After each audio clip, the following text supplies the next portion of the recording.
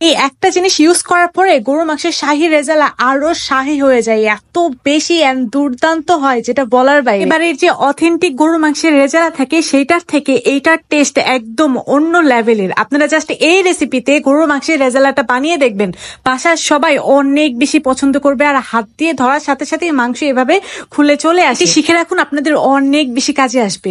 তো প্রথমেই কড়াইয়ে তেল দিয়ে দিয়েছি, তেলের ভেতরে দিয়ে দিলাম এখানে প্রায় 1 কাপের মতো পেঁয়াজ কুচি।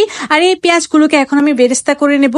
আর যখনই দেখবো যে পেঁয়াজগুলো এরকম ব্রাউন কালার হয়ে আসছে তখনই কিন্তু এগুলোকে উঠিয়ে নেব। পেঁয়াজ বেরেস্তা যদি বেশি কালো হয়ে যায় তাহলে কিন্তু খেতে তিতা লাগে, চেষ্টা করবেন এরকম একটু ব্রাউন কালার করে তারপরে নামিয়ে ফেলতে। এখন বেরেস্তা ভাজা তেলের ভেতরে দিয়ে দেব গরম মশলা। গরম মশলার ভেতরে আমি তেজপাতা, দারচিনি, গোলমরিচ, সেই সাথে সাদা এলাচ এবং কালো এলাচ দিয়ে দিয়েছি লং।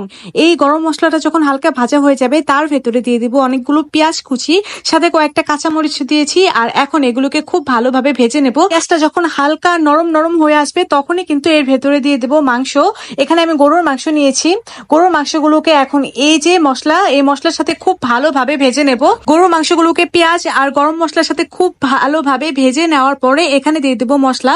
মশলার ভেতরে 1 টেবিল চামচ আদা বাটা, 1 টেবিল চামচ রসুন বাটা, দিয়ে দিয়েছি 1 চা চামচ জিরা গুঁড়া, ধনিয়া গুঁড়া, গরম মশলার গুঁড়া। এখন এই মশলাগুলোর সাথেও গরুর মাংসগুলোকে খুব ভালোভাবে কষিয়ে নেব।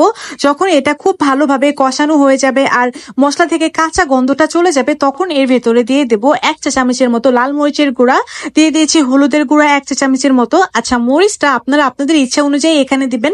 তার পরবর্তীতে আমি কিন্তু এখানে আরো 1 চা চামচের মতো মরিচ অ্যাড করেছিলাম। দিয়ে দিয়েছি পরিমাণ মতো লবণ, মরিচের গুঁড়া, হলুদ দিয়ে এটাকে এখন আবারও খুব ভালোভাবে কষিয়ে নেব। আর কি একটু ভেজে নিচ্ছি। এখন এখানে পানি দিয়ে দেব। পানি দিয়ে ঢাকনা দিয়ে ঢেকে এটাকে প্রায় আধা ঘন্টার জন্য রেখে দেব, যে পর্যন্ত এটা একদম শুকিয়ে না আসে। আর কি এটাকে আমি আবারও পানির সাথে কষিয়ে নেব। আমি মাংসগুলোকে আবারও খুব ভালোভাবে কষিয়ে নিলাম। মাংস কষার মধ্যে কিন্তু এইটার টেস্ট অনেকটাই নির্ভর করে। মাংসগুলো কষে যখন তেলটা উপরে চলে আসবে তখন এর ভেতরে আবারও পানি দিয়ে এটাকে আবারও কুক করতে বসিয়ে দিব। এটা স্লো কুক হতে হতে আমরা একটা জিনিস রেডি করে নেব।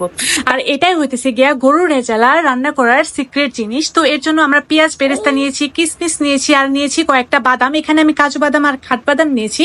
তারপরে এখানে যে জিনিসটা আমাদের লাগবে সেটা হইতেছে গিয়া মিষ্টি দই। এই মিষ্টি দইটা কিন্তু গরুর রেজালায় অবশ্যই দিতে হবে। মিষ্টি দইয়ের কারণেই কিন্তু এই গরুর রেজালাটা অনেক বেশি টেস্ট হয়। আর যারা টক দই দিতে চান তারা এখানে টক দইয়ের সাথে 1 চা চামচের মতো চিনি মিশিয়ে দিবেন, তাহলেই কিন্তু হয়ে যাবে। আর এগুলোকে এখন আমি খুব ভালোভাবে ব্লেন্ড করে নিয়েছি।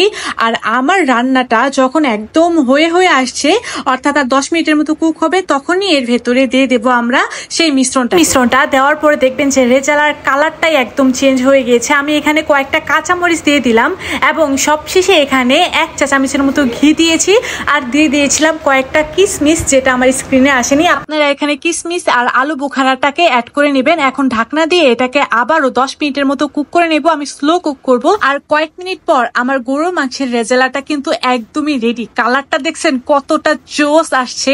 আপনারা জাস্ট এভাবে একবার বাসায় গরুর মাংসের রেজালা রান্না করবেন, দেখবেন যে সবাই একদম ফিদা হয়ে যাবে। এটা পোলাওয়ের সাথে খেতে একদম অনেক বেশি মজা লাগতেছিল। আমার কাছে মনে হইতেছিল যে বিয়ে বাড়ির যে রেজালা গুলা থাকে ওইগুলোর থেকেও এটার টেস্ট আরো অনেক গুণ বেশি হয়েছিল। তাই এভাবে একবার হলেও কিন্তু রান্না করবেন। আচ্ছা, আমার এই রেসিপিগুলো যদি আপনাদের ভালো লেগে থাকে তাহলে প্লিজ আমার রেসিপিগুলো আপনাদের টাইম লাইনে শেয়ার করে রেখে দেবেন, যেন পরবর্তীতে দেখে বানাইতে পারেন।